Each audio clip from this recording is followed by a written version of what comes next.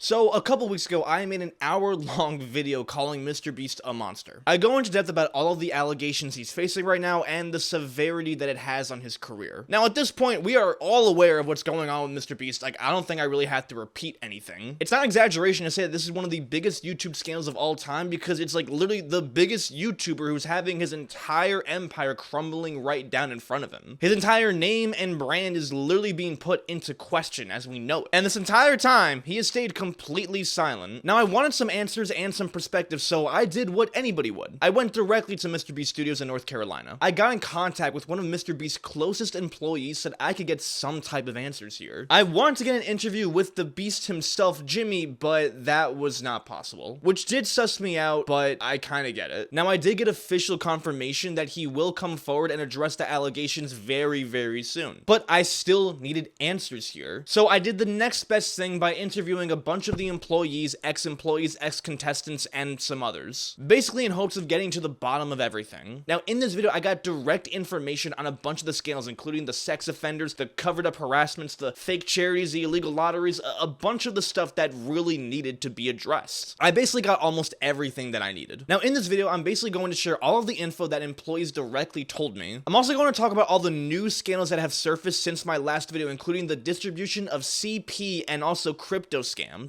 I'm going to talk about the allegations that I have personally debunked to be not true, and also some of the stuff that actually is true too. And finally end it with my own ending criticism. Now, I want to say that this is not in any way a PR stunt by the Beast team. I was not paid jack shit, so I have no incentive to say anything that I don't really want to say. If anything, I wish they paid me. My Jewish ass would totally slide for 10 G's. I personally just care about facts and only the facts. So even if I'm not a fan of someone, I don't think spreading misinformation is okay in the slightest. Because I am gonna have quite a lot to say about Jimmy towards the end of this video, even when some of the allegations are proven wrong. I haven't really seen a lot of channels openly being critical about MrBeast that have gone directly to the source to try and find this information, so that was basically my objective with this whole thing. I'm covering everything there is to say about Jimmy in this video, so I am not leaving out a single detail. The only thing I haven't covered entirely is the Ava stuff, because that feels like something that's between Ava and Jimmy, so I didn't really ask any employees about that. This will be my last video on MrBeast until he personally responds to all of the allegations, because quite frankly, I'm tired of this fucking topic, and I know a lot of you are too. So let's cut the bullshit and get right into it. Now, the first thing I talked to about the employees was the videos being faked, how the results were being rigged, and also how the contestants were not really random subscribers. Lots of the videos were being broken down as possibly not legit, so I spoke directly to employees who worked on those exact videos. Now, I know the videos being faked is not even like remotely the most serious stuff that's really going on with Jimmy, but I do think it's important to get to the root of this because I really do think it shows his honesty. Because if Jimmy's willing to lie about something as small as a video being faked, how do we know he's telling the truth when he says something like how he didn't know his best friend was a pedo? Now, almost any employee I talk to, former or current, says the exact same thing when it comes to his videos being legit. They all say, I wish these videos were faked. Now, the first video that was accused of being faked was the boys versus girl video, which was accused of being fake because there was employees in it and it was rigged in the girl's favor. I talked to Kara, the hiring PR manager, who actually was in that video. It was actually in the middle of COVID. So like we would put all the contestants in hotels for like days at a time to quarantine away from each other. Like we had apps, like we have all types of stuff, right? To make sure we keep everybody safe. They were bringing people over and they figured out that 7-ish girls had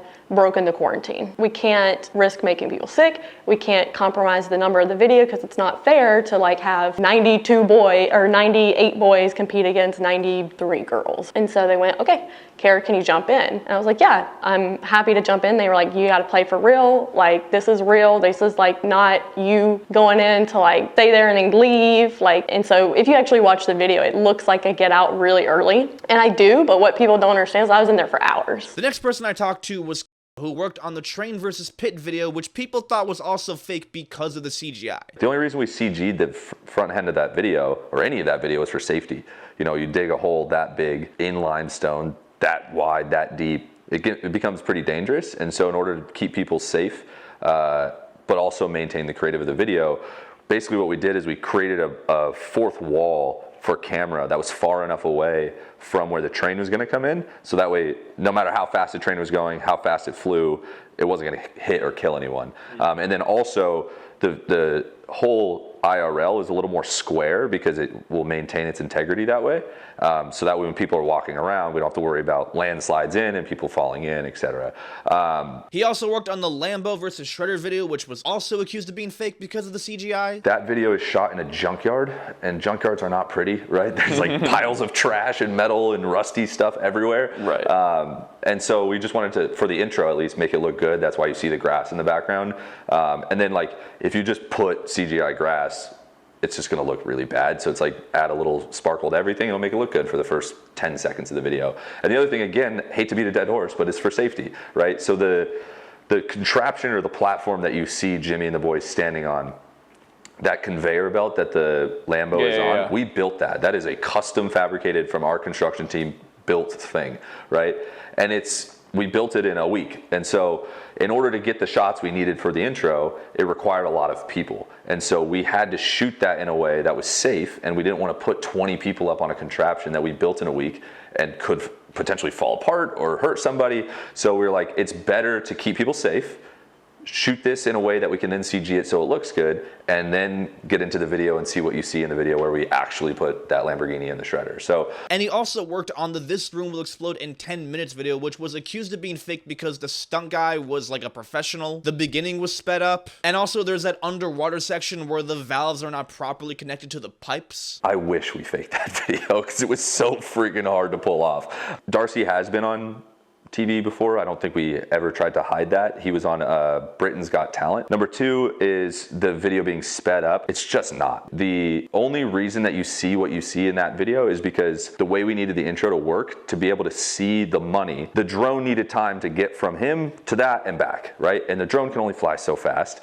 And so we had to speed that shot up, not the timer, the shot, in order to make him only have exactly 10 minutes to get through it. And then the water valves, starting with, I don't even know how you would fake that. Like, if someone can tell me a way that you would fake getting water out of that building that's not connected to valves, please tell me, because we tried everything. And then the turning the thing, you see in the video, you see the plug go. The plugs are there, again, for safety, because if we trap this guy in water and anything malfunctions, if those drains don't go, something goes wrong, he has no way out, right? There's no other drain in that entire thing. You can go watch every angle, every piece of footage. There are 4 drains out of that building. If for some reason all 4 of them fail, that guy's trapped in a thing of water. Now, the next person I talked to was Rachel, who worked on the video Stranded at Sea for 7 days, which is also accused of being fake because of that one section where the crew is noticeably gone from the raft during that 1 hour. And there actually is a decent explanation for this. We have to keep people safe, right? Like we had a production boat like that existed. We wanted to be able to like watch what they were doing at all times to make sure that they were good. So yeah, at the time when we felt like it was important to make sure that they weren't going to get struck by lightning, we took them off the raft. We didn't take them onto land, and we certainly didn't take them on a yacht. And when we got on, we made it really clear, we're putting them on here, we're putting them in one single room that we cleared out of everyone, and no one talked to them. Literally, as soon as humanly possible, we were putting them back onto the raft. Granted, yes, they were off the raft, but that was strictly for safety. But one of the biggest videos that's accused of being faked is the one with Mac, the world's most dangerous obstacle course, where people had criticism about that trapdoor sequence. I wrote a vast majority of that video. I was the production manager for that video, so I basically built all the sets. I was also, the way the door was made, it had like 2 legs that were in the wall that kind of like would touch the ground, and then the actual bottom of the door, the bottom like 2 feet of the door, were made out of like a foam material that I then put that like black and yellow over that looks like caution. And you can see it if you like pause the video, you can see the line of where it like ends and it starts. And the reason we did that is with the anticipation he might dive through that door. If I made that door drop the way that it was gonna drop, it would have killed him. It's made to look like it's a whole solid door, but like I just didn't want it to fall on the guy and like hurt him if he was actually diving through it. And I think like if you could see on the reverse angle when he dives through, I think it like touches his foot on one, and that's why people think it's CG'd because his like foot is in the bottom of the door, but it's like a foam material that's there. Now, one of the other accusations against Jimmy was that he scammed his fans by doing a fake giveaway where he basically allowed random people to enter the chance to be in a video. The video was essentially 24 people are in a circle for a chance to win $1 million.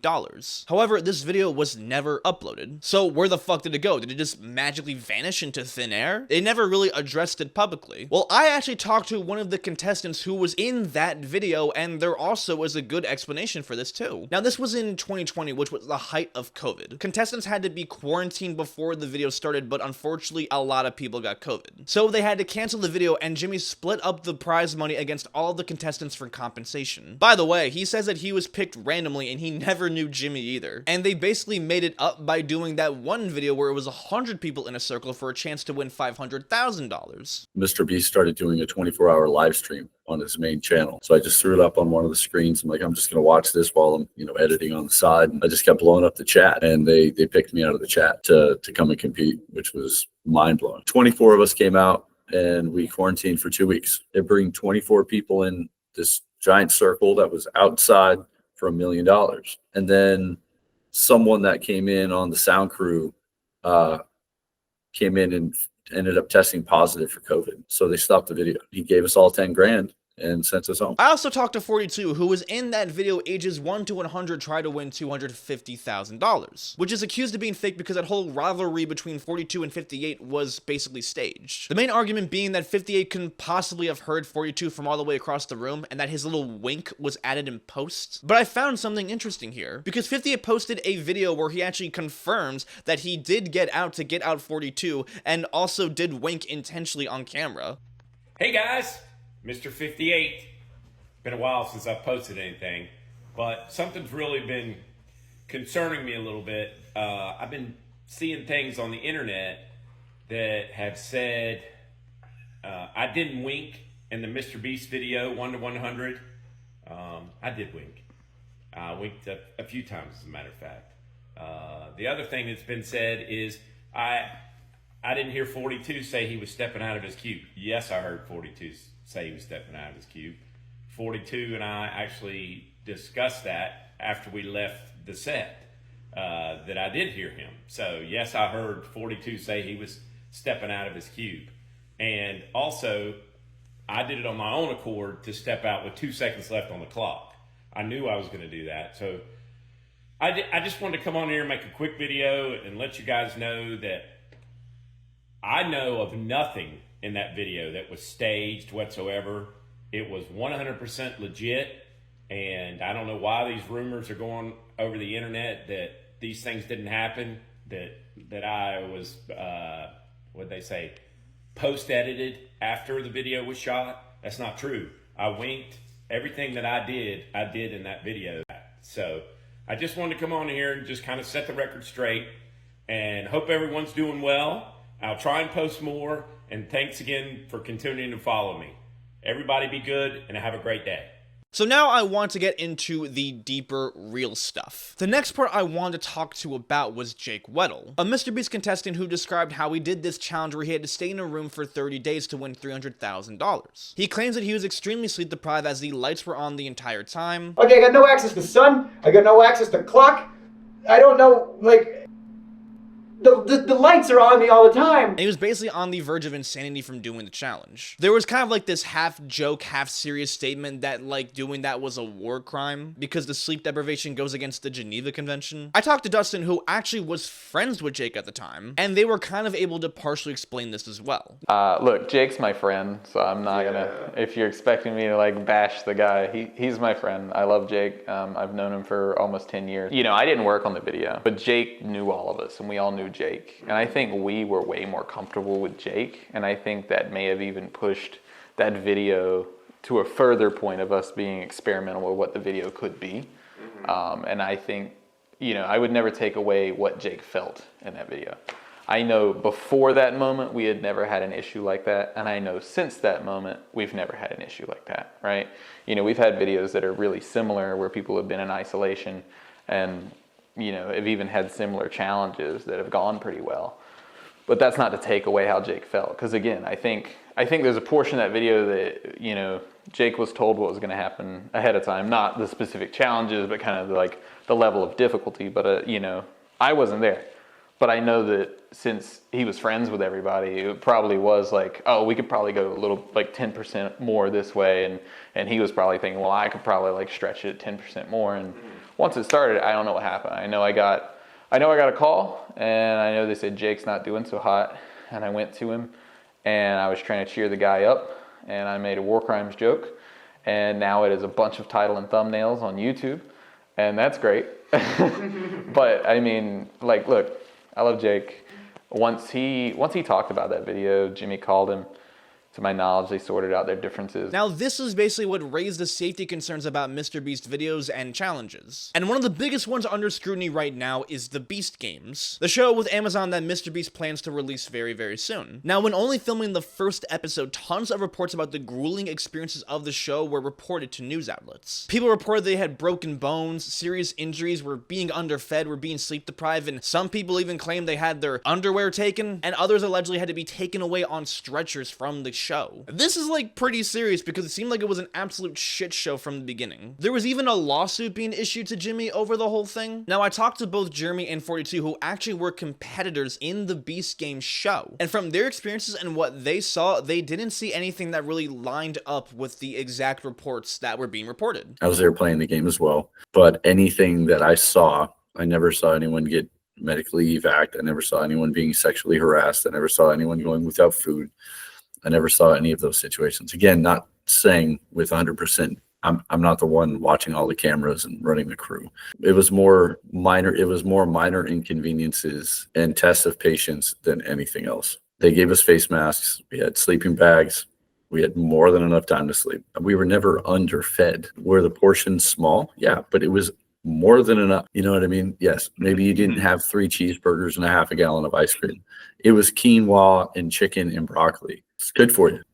There were a lot of people that had medication needs, and they had medical teams to try to do that. Sometimes it'd be like a little bit of a bottleneck. But again, there's a lot of people that were trying to over dramatize so much. I know there was a gentleman that had a seizure that happened right by us, and everybody shut everything down and all hands on deck to attend and take care of him immediately. Jimmy himself, and still the things that you don't see and most people don't know about or care about is like he continued to follow up with him, make sure he's fine, continued to follow up with his partner that was in the show, and just really caring for people. There was a couple collisions where people are running and smashing into each other, but no one was getting like broken or, carried away on stretchers. It was a learning curve. That's really what it was. I mean, can anybody be prepared to try to wrangle 2,000 random people and make it as fluid and seamless as possible? The answer to that is hell no. Do I feel like I was treated badly? Do I feel like I was treated inhumanely? No, I don't. Did they feed us? Yes.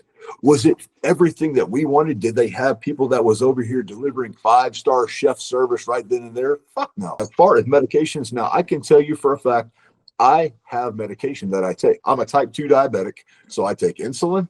And then I also have got what's called neuropathy, which, if you know anything about that, basically it means that, in like your fingertips and like your feet and stuff like that, sometimes the nerve can act up and you have to take nerve medication for that, But yeah, so I turned in all my medication and stuff like that. And so if I needed the medication, I had access to that medication. There was never an issue. Now, again, this is from what they personally only saw, so they can't speak on behalf of 2,000 people. 2,000 people is like a shit ton of people, guys. But I did talk to Kara, and she said that they personally reached out to every single competitor who was on the show to know about their experiences. This way they could know if there was anything they needed to improve on, if anything went wrong. Any of the people that were involved in the contestants not having a good experience were removed from the set completely, and they were able to improve it throughout the whole thing. So in terms of how accurate some of these reported stories are, I'm not really sure. Some of the things aren't really quite adding up. This one I can't really confirm to be true or not true. Perhaps some people did have a bad experience and maybe we're just not really getting their first-hand perspective. Now, some of the big things that I want to know more about were of the alleged people who worked at MrBeast that are being accused of some disgusting shit. The first being Delaware, a registered sex offender. He used to work for MrBeast in 2018, and you can even see him in a pretty decent amount of videos. Now, Jake the Vice Viking, an ex-MrBeast crew member, went on Twitter to clarify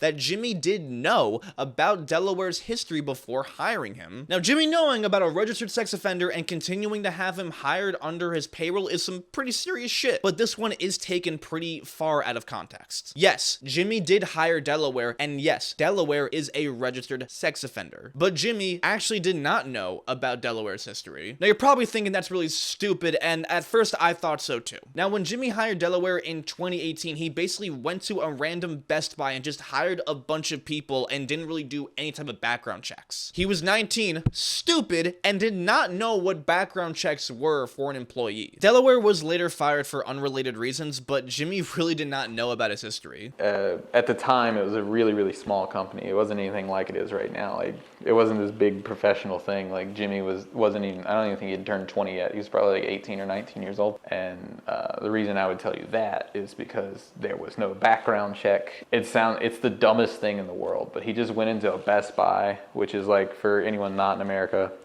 Best Buy is kind of like just an electronics store, kind of like a mini Walmart. And he just went into a Best Buy and he just like hired the manager and like 5 other guys from Best Buy. So his company was made up of like 20% random comedians from like the local area and then like 30% random people that worked at Best Buy.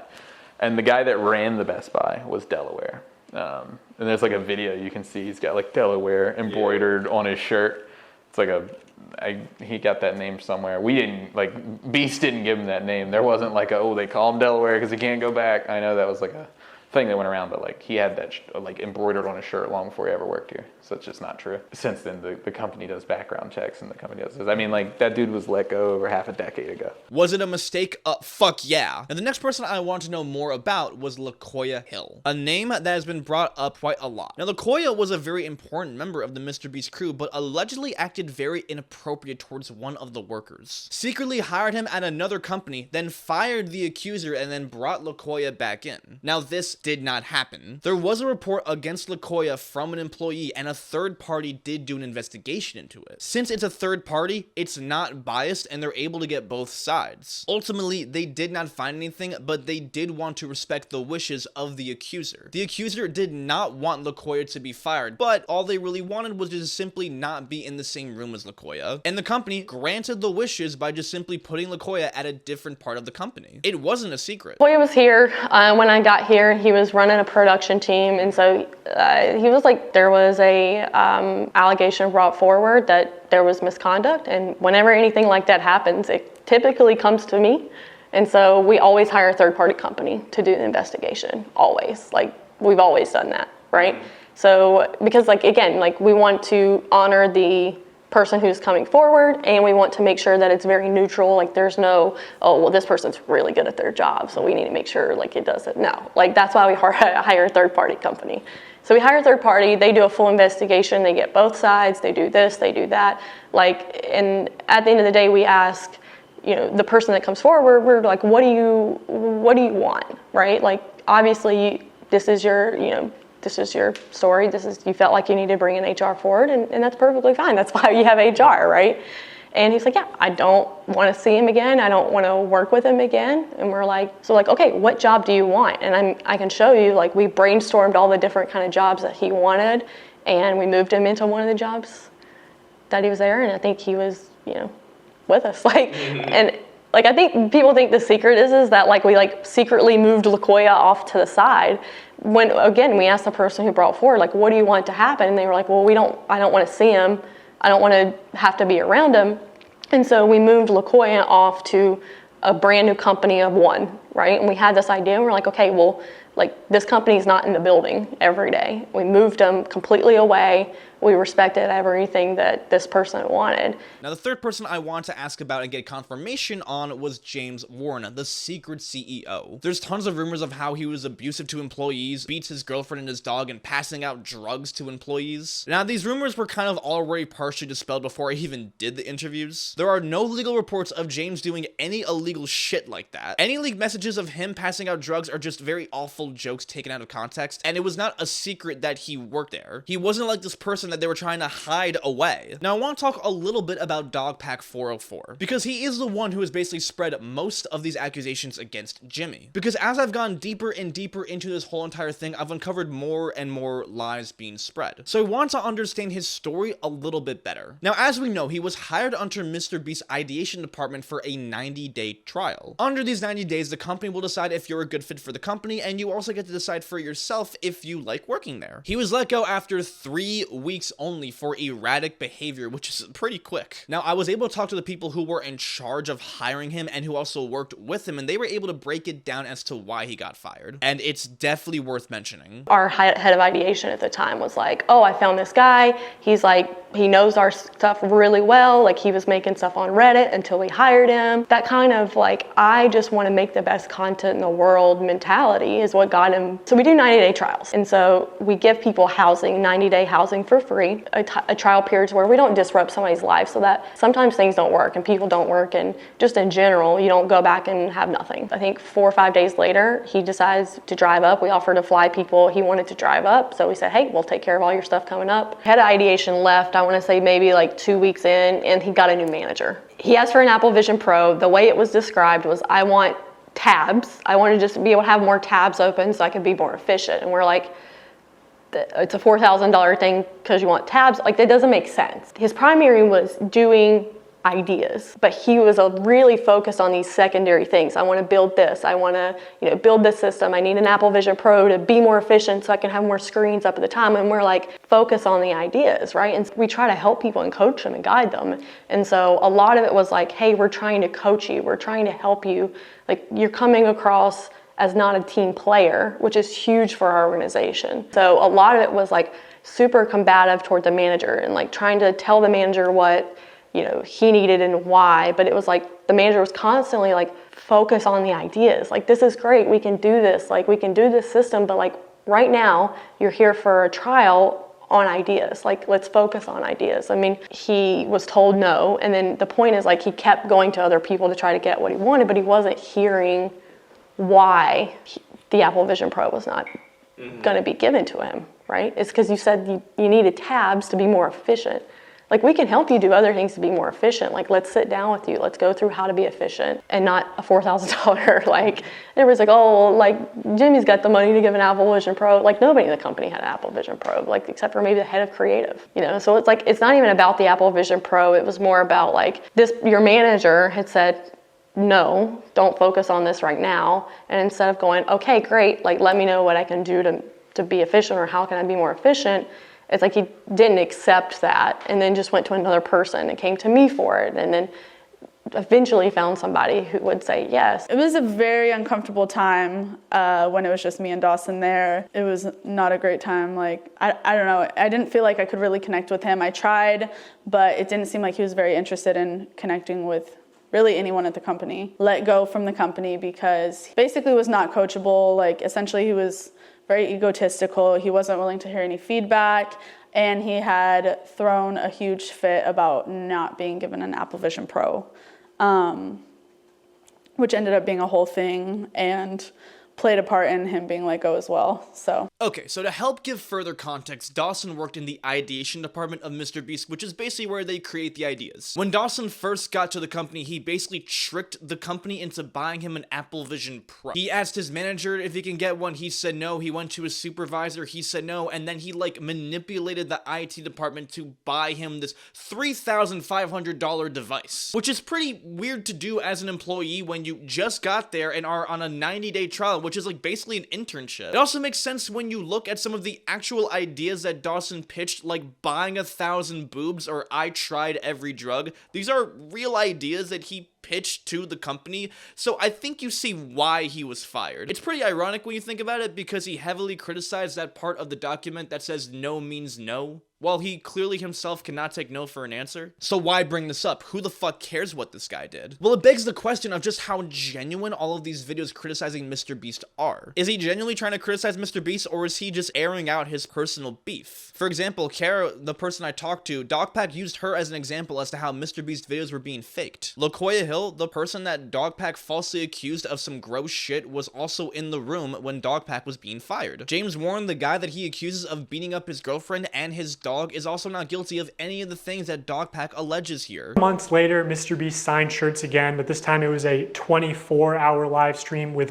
way more illegal lotteries. Nope. MrBeast had no purchase necessary in the description. I highly recommend you check it out, because even if you are a MrBeast hater, Soggy does a great job uncovering all of the lies being spread, because there's a lot. Dogpack has potentially ruined lives and businesses for a lot of the people because of these videos. And while at first I thought he was genuinely trying to speak up against MrBeast, now I'm kind of iffy on it, because there's a lot of blatant misinformation that really is being spread, and that's not okay. Now, however, there are things that he was right about, and one of those is the illegal lotteries, which is kind of like right and wrong though. Now, Dogpack pointed out several live streams where Jimmy hosted illegal lotteries, but Jimmy only did this on 1 out of the 3. Now, Soggy pointed out how there were no purchase necessary options on all of the live streams except for the first one. See, for the third illegal lottery, buy a shirt to be in a video live stream, Dogpack claims they only informed people on the website that no purchase was necessary. But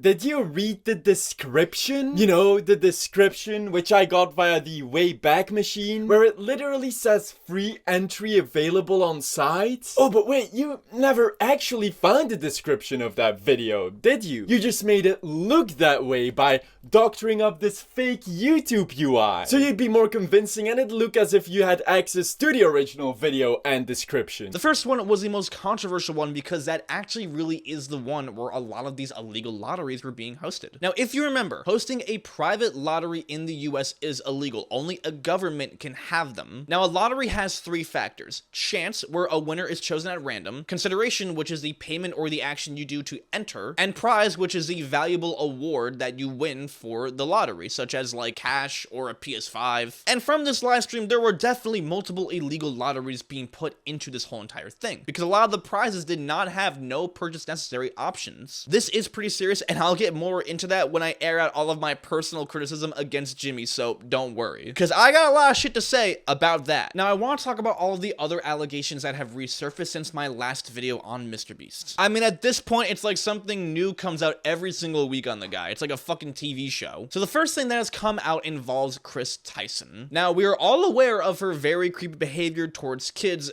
That doesn't really need any recounting here. But the question for a very long time was if Jimmy really did know about Ava's behavior or was just simply genuinely unaware. Well, recently there was a big leak of a group chat between Jimmy, Ava, and some other workers in a work chat. There were a lot of memes being sent that may just seem like normal boy humor, but when you see it sent by Ava, it doesn't look so good out of context. But the biggest takeaway from this was that there was allegedly being CP distributed in the chat. Now, in this picture, Ava allegedly sent a picture of Ivanka Trump at 13 years old without, you know, her clothes off. So this photo is allegedly of Ivanka Trump when she was 13. Her modeling agent, John Casablancas, has been accused of pedophilia, but reverse searching the image only brings up 54 results, and most are just message board of people using the image randomly. If this is true, they really try to hide this shit from the internet. This thread is a nightmare. How is this shit not being addressed? So reading this, Ava was clearly kind of like, I guess, disgusted by the entire thing, and it wasn't like just some weird freaky shit or whatever. But I will say that also probably is not the best way to address it either. Like sending literal CP and then saying, hey, look how disgusting this CP is, it's not really the best way to do that. That's still really fucking weird. Because if Ava really did think that girl was 13, that's not okay. This was originally shared by Rosanna and Dogpack on her channel, and then she later announced that she was reporting MrBeast to the FBI. This now made people think that the FBI was getting involved, but they weren't, because that was not CP, and Ivanka was not 13 at the time of that picture being taken. Because pretty soon after, Dogpack went on Twitter to personally reveal that that picture was Ivanka at 18 years old. So there was nothing illegal in chat, which debunks that. And the FBI were not getting involved. By the way, literally anybody can report anybody to the FBI. I could do that shit right now if I wanted to. I could report Barack Obama from the FBI website like right now, and it wouldn't do anything to me. It was really just a meme chat between some friends.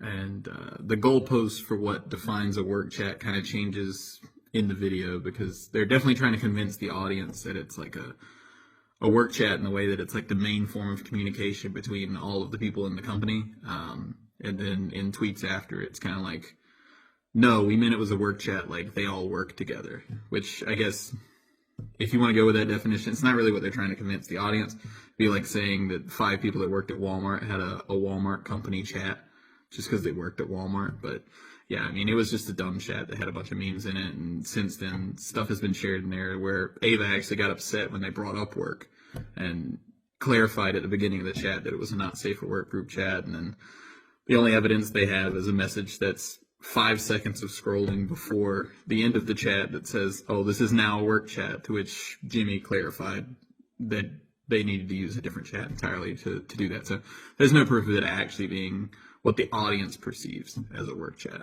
So she didn't have like a special connection or anything, and they did not come knocking on his door. Now, in response to everything, the company hired a new CEO, a new CFO, CPO, and general counsel. Obviously, people did not respond to this very well at all, with the most common comment being, we investigated ourselves and found nothing wrong. I mean, that was pretty predictable. Now, I want you guys to keep in mind that this is a third party. They are quite literally being paid not to be biased. So at least for right now, there is no proof of any of that type of shady shit going on within the company. Could there maybe be something that the third party did not find? Maybe, I don't know. So for right now, that's, at least in my opinion, not officially confirmed or unconfirmed. However, there is a new scandal that does have a little bit more evidence to it, and that is MrBeast's pretty shady crypto history and possibly the fact that he has done a ton of pump and dumps. There are allegations of MrBeast possibly profiting more than $20 million from pump and dump crypto scams, and also possibly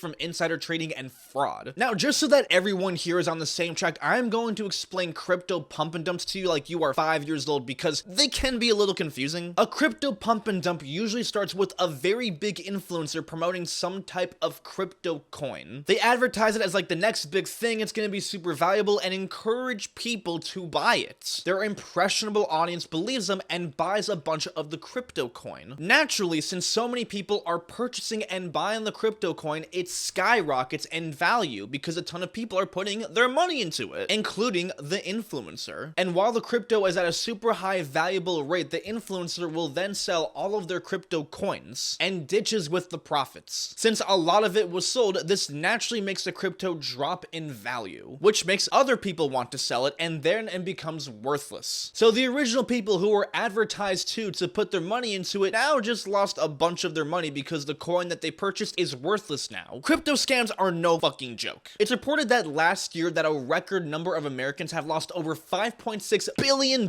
from crypto scams. Billion with a B. So how is MrBeast allegedly involved in some of these scams? Now, a ton of experts did an investigation and they found lots of shady behavior. I'll link their article below if you want to see for yourself. Now, all of this starts with a crypto wallet that's connected to a lot of these trades, which allegedly belongs to MrBeast, which is called Wu-Tang Clan. And the thing is, usually crypto wallets are anonymous. The only way that someone knows if it belongs to a big influencer is if that influencer themselves comes forward and says, this is my wallet. So how do we know that it possibly belongs to him? Well, back when NFTs were huge and people actually thought it was cool, there was this one brand of NFTs called Cyberpunks, which went berserk. There's this account that would automatically announce the sale of these CryptoPunks to certain wallets. And under one of these Twitter posts, MrBeast publicly acknowledged that he was the one who bought that Cyberpunk NFT, which would confirm that the wallet belongs to him. But the thing is, looking at that original tweet, the MrBeast comment is nowhere to be found. So maybe it was deleted or it never existed, I don't know. However, he does follow that exact same account on Twitter. MrBeast even went on Impulsive and talked about how he was basically involved in the very first meeting of Cyberpunk's NFTs before they went like crazy. I'd acknowledge and interest in it. Some people say that this could be proof of insider trading. I'm not really too sure about that. I don't know enough about this stuff to really declare if that's true or not, so you decide for yourself. Now, just to clarify, I am not a crypto expert like in any way. That shit is more confusing than using my friend's shower. I literally have a bachelor's degree in finance and I don't understand jack shit of crypto, but I will briefly go over some of the activity that does allude to pump and dump activity. Now, the first of these alleged pump and dumps was from this company called Superverse, a crazy NFT project that was backed up by a bunch of influencers, including MrBeast, and there's several tweets and posts where MrBeast publicly responds to all of the Superverse promotion, basically meaning that he approves of it and that he's affiliated with it. Now, when the coin launched, it was very, very successful and went up 50 times in value from 2 cents to $1. But right after, investors were just randomly refunded their money through this weird legal loophole. However, all the influencers that were involved, like MrBeast, still reaped the rewards of their investment. And you can see that MrBeast put $100,000 worth of it into the investment from leaked screenshots. And based off the transaction of the wallet history, he made more than $11 million from this investment, from his $100,000 $200,000. That's fucking insane. And we'd see patterns of stuff like this where he would kind of like promote a cryptocurrency and then pretty soon would kind of like just sell all of his tokens, like right before the project crumbles. Now, another example is Eternity Chain. Now, not only did MrBeast tweet under a post to promote it, but he also was an investor and a partner. And we know that because it literally said on the website. But also, soon after this project launched, he also sold all of his tokens and then made over $3 million from it. Now, Feastables is one of the best examples for this because not only did he follow them on Twitter, but he allowed them to use his face and likeness for the website to promote it. That's huge because his brand is so fucking valuable. But right after the launch, he sold his positions for over $200,000. Now, again, I'm gonna explain to you why this possibly is not okay. Because keep in mind, this is money that he is profiting from other people that also invested into these projects. Now, there's more examples of these type of allegations and also other stuff that alludes to insider trading. I'm not as qualified to talk about all that type of stuff, so if you want to check it out, please check out the report below and also check out Some Ordinary Gamer's video too, because he does a phenomenal job breaking it down. Again, all of this stuff is alleged because it's not fully certain as to just how linked Jimmy really is to all of these transactions. I'm not an expert, I'm not pretending to be one, I am just simply reading what the experts have said. And while I was making this, CoffeeZilla did a whole entire investigation into this as well, and he brings up evidence that some of the trading may have been done on his behalf and not him directly, so also check out his video too. But you want to know who for sure has been exposed for crypto scams and stuff? KSI and Logan Paul. Two people that Jimmy has partnered with to create Lunchly. And boy oh boy has this gotten some heat. I've already given my thoughts on this in the last video because I definitely don't agree with it at all. I plan on doing an entire video just on this thing alone because there is a lot going on with that. But the real problem that's been occurring with this is the large amount of meals that have been containing mold in the cheese. The pizza flavor comes with shredded mozzarella cheese and there's like tons of reports that a lot of them have had mold. Like this isn't like just the occasional Lunchly, it's like a very noticeable amount. And not only is this gross, but it can be pretty hazardous. Eating moldy mozzarella can cause nausea, vomiting, diarrhea, shortness of breath, and also help spark allergic reactions. So this actually can cause some like real problems. There's like some speculation that it's partially because of the way that Lunchly is sealed, that the cheese part was not properly sealed all the way, allowing more air in. I'm not a food expert, so I don't know. It's actually kind of hilariously ironic when you think about it because a lot of the marketing behind of this was the fact that they use real cheese. Our pizza uses real cheese. Theirs, as it says on their box, is mozzarella pasteurized prepared cheese product. They can't even call it real cheese.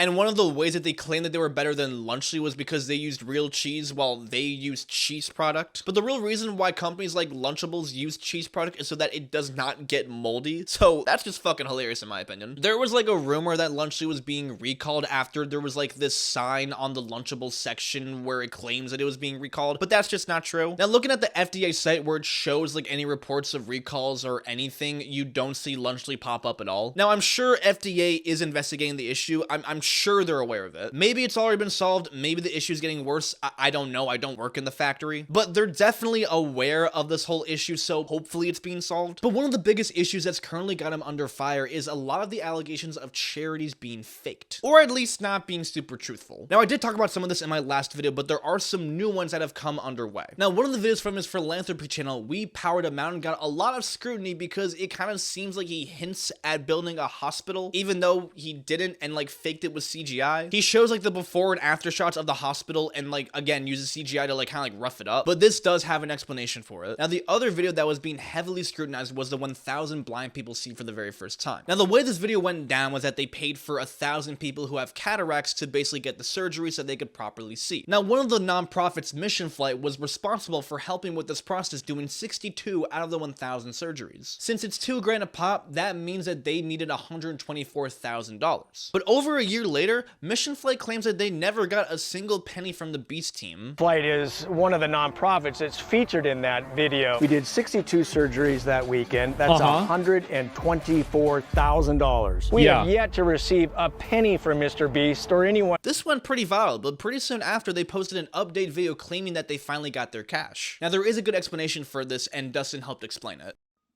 We did a video a while back titled 1,000 Blind People See for the First Time.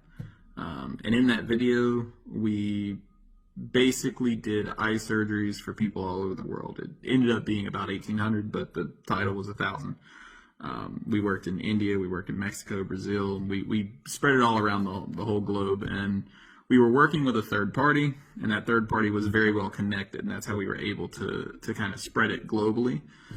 But somewhere along the way, for some reason, one of the organizations they were working with ended up not being properly compensated for the surgeries that they performed. I don't remember the exact number, but I think it was about 30 surgeries that they did. So they published a video basically saying like, hey, we were never compensated for these things, and they called us out on it. And of course, once we saw it and figured out that they hadn't been properly compensated, we had never directly worked with them prior, because again, we were working with this third party. So we kind of just directly contacted them, got up with them, made sure that they were properly compensated, made sure they were taken care of. We rectified the entire situation, and the person that posted the original video has since posted another video and clarified that it's taken care of and that it was a mistake, and they're good now, and we're all taken care of.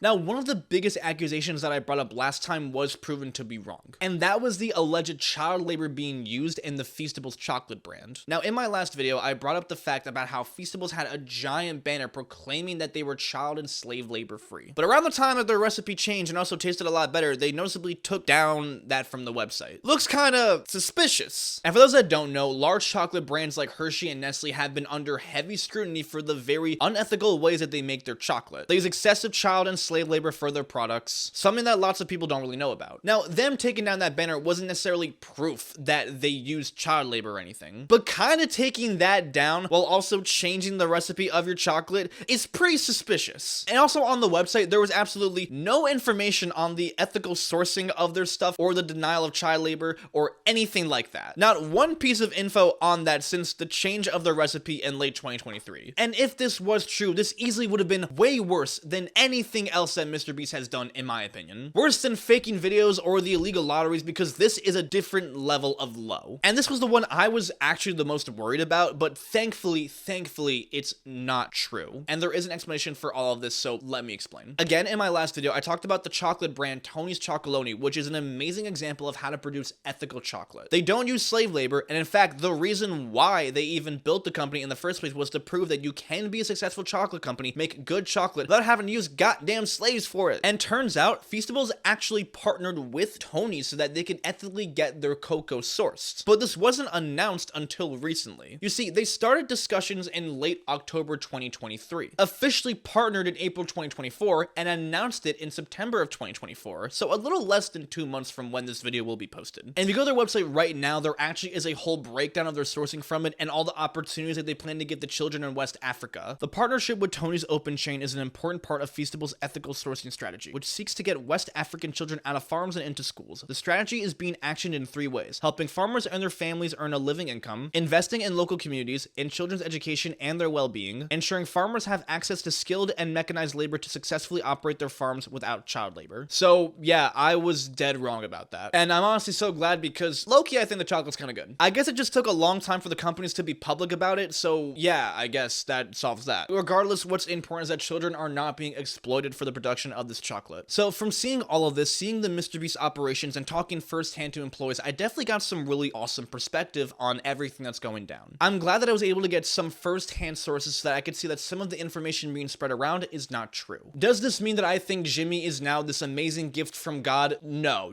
definitely not. Now, there's definitely been tons of information spread from people like Dogpack, but I don't think that makes Jimmy automatically immune to criticism now. In fact, I think that it was actually kind of weird that at one point that MrBeast was like completely immune to criticism, and that like saying anything bad about him was taboo. Like a year ago, if you said anything that was even slightly negative about MrBeast, you would automatically get slandered and beat off by the internet because he was this amazing charity guy. And this is amazing stuff, by all means, do not get me wrong, but that does not mean that you should be immune to criticism. However, now it went like the complete opposite way to like now anyone that defends MrBeast is called a glazer, and now people are kind of just believing almost anything that comes out, even when it's literally proven not to be true. Neither of these ways of thinking are good, people. It's okay to criticize people where it's right, and still recognize the good that they've done, while also not calling them a piece of shit. But it's also not good to spread misinformation. Now, with that being said, I have a lot to criticize Jimmy about. Now, I want to start off with Feastables, because even though I think this stuff is good, I really do not agree with it at all. Now, I want to start off with Feastables because even though I think it's awesome that they're ethically sourcing their cocoa, I still don't agree with the overall brand. And here's why. Now, there's always been the speculation that MrBeast targets his content towards kids, which I actually don't think is true. Now, MrBeast fans are definitely a majority of children, but I don't think that means that he specifically targets them with his content. There is a difference between genuinely trying to target children versus just happening to have an audience full of children. Now, let me give you an example. Now, when Family Guy first released back in like 1999, it was a show written by adults for adults on an adult TV network. It had cursing, violence, sex, drugs, all type of stuff that was not meant for kids at all. But the people who ended up watching the show were mostly teens and preteens, like me, because that's what I was watching when I was like 12 years old, when I had no right watching this shit, and so did all of my friends. And over time, that's really who was watching this type of stuff, not adults, even though it wasn't marketed to us. I think Kaisnat is also a great example of this because he outright says that his content is made for adults. But how many people over the age of 15 do you know are Kaisnat fans? And I do actually think that Kai doesn't target kids either, because his content has a lot of adult themes. And it's the same thing with MrBeast, because he crafts his videos to be appealing to people of all ages, which is pretty smart in terms of growth and appeal. But in the process of that, a lot of the people that he tends to get are just a lot of kids. But he does know this. MrBeast is too statistically knowledgeable to not know that. I mean, he quite literally dropped a toy line. If he didn't have such a strong kid audience, then he wouldn't be able to market these products to kids. And that's why I don't agree with the chocolate bar, because at the end of the day, that's really who's going to be buying a lot of this stuff. MrBeast claims that he cares so much about childhood obesity and diabetes, but yet still sells a chocolate bar to them. You can't claim that you care about these issues and then drop a chocolate bar thinking it's gonna help with that. It makes it worse. Even if the bar is healthier, which it like sort of isn't, you will see that Feastables has less sugar and less calories per gram. But if you compare the two full-size bars, then it's a different story, because a full-size Feastables bar still has more sugar and more calories than a regular full-size Hershey bar. At the end of the day, it's those full-size bars that are being sold at Target and Walmart. And last time I checked, people don't usually just eat like half of like a chocolate bar. At least me personally, I dog the whole thing when I'm eating it. So in good faith, I just cannot agree with this or see why it's a good idea. Especially after doing that Zaxby collaboration, which has an insane amount of calories, even without a soda, when Jimmy also said that fast food was a contributor to all of these issues. So again, I don't see how having a product in this market is helping these issues in any kind of way. The only thing that it helps is your pockets. It's also the same reason why I don't agree with Lunchly either. This is basically even selling more crap that's shamelessly being marketed towards children. Now, I have a whole video planned on Lunchly, so believe me, I'm gonna get into that later. I think it's awesome that content creators are really making their own products in the market. But someone like him with his status, power, and business knowledge, I really feel like he's putting his talents to waste with this sugary crap. I feel like he could really use that to make a product that really actually benefits people's health and also have a better effect on children overall. Because if anyone can do it, he can. Most people buy Feastables because of the association with the MrBeast brand. That's literally the whole marketing behind it. Why not use that for something healthier? And as for the whole encouraging kids to gamble with the money giveaways he implements in the chocolate, I don't think that's too far-fetched. I do think it's a little odd that he does all these giant money giveaways with the chocolate. It kind of almost feels like bribery. I literally wouldn't really have an issue with that if it was for something that was like healthy, because it would encourage people to buy something healthy. But since it's sugary, fattening chocolate, I don't think that's valid. And speaking of gambling, the illegal lottery stuff was pretty fucked up. Going back to my point of kids being his audience, I mean, that's really who's going to be the victim of this type of stuff. These laws are implemented to prevent kids from gambling, which is a very serious thing, people. Gambling is like the 5th highest addiction in America, behind alcohol, tobacco, prescription drugs, and illicit drugs. So I really don't think that things like this should easily be brushed off. And I think it speaks volumes that the MrBeast team deleted that live stream